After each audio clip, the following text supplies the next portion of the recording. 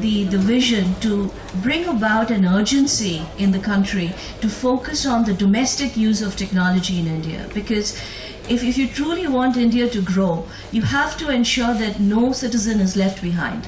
Every citizen will have to have access to the basics, be it education, be it healthcare, government services. And given the diversity we have in our country, the geographical challenge we have in our country, the only way you can do it is with the use of technology. So we were extremely pleased to see that a lot of the recommendations got incorporated into the union budget.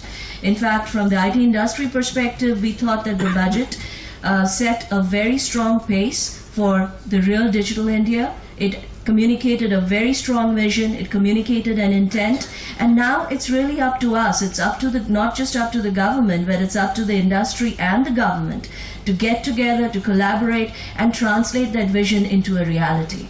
And that's the intent for today. That's the goal for today. We're here we've got some of the best minds in the industry, we've got excellent representation from the government, and we're here to work together to figure out what does it take to translate that vision into execution. Very clear that much of poverty and deprivation, much of it, can be interpreted in terms of asymmetry of information. And of course, since much of poverty and deprivation can be linked or reinterpreted in terms of asymmetry of information, it's of course the case that ICT or IT is a wonderful tool to bridge that digital divide. Of course it is. But what is that digital divide? Is that digital divide only the smart cities? Is it only the health, the education and the e-governance? If it is, what does it mean for the 125,000 villages in India where nothing exists? What does it mean for the 125,000 villages which have population sizes less than 500, where we cannot deliver the health centers, where we cannot deliver the primary schools, where we cannot deliver the electricity, so we look on them in terms of off-grid solutions. So in terms of addressing this ICT, poverty, etc. issue, in terms of bridging the digital divide, are they going to remain off-grid because we do not know what to do with them for the next 20 years? If it is, let's not pretend otherwise.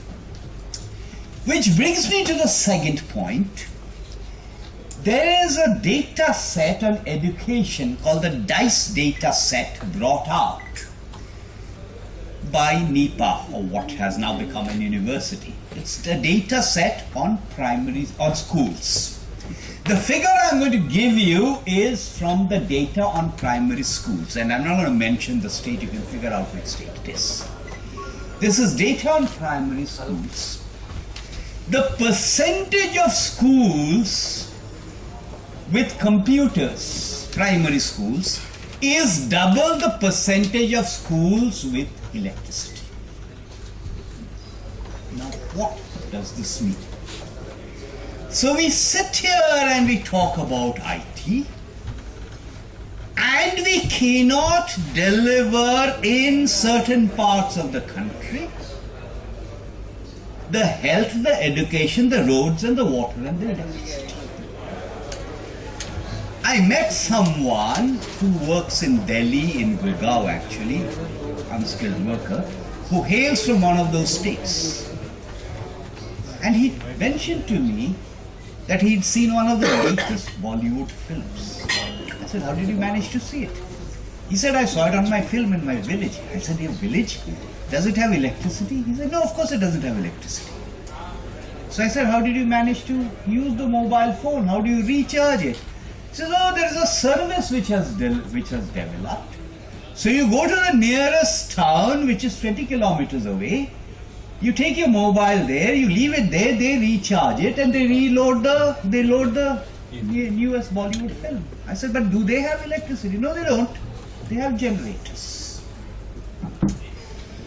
This is really one of our signature events, and we are extremely grateful for the support from government, particularly from both for the Department of Electronics and Information Technology, as well as the Department of Telecommunications and the Ministry of Communications and IT in Government of India. This is a signature event because what we are trying to do, and that's why this very interesting name of calling it i-Bharat, what we are trying to signify is that in all the different activities that take place in the IT area, how do we converge all these activities into converting them into the development agenda that government has and that we as an economy and a country need so badly. FICCI itself, as you're well aware, FICCI is a large and old organization. We work in a large number of sectors, some 72 sectors we work in. But what we try and do, what we're trying to do now, is to mainstream IT into different sectors. And it is in this context that this particular theme and this particular conference has been got together for us, where we are trying to look at health, we are trying to look at, and you'll see this sort of power-packed program throughout the day, where we are looking at how smart cities, how health, how education, how do we actually convert the tremendous potential that India has and the tremendous expertise in the private sector that is available. How do we actually convert this into the kind of success story that we've seen in software and that we've seen in telecom?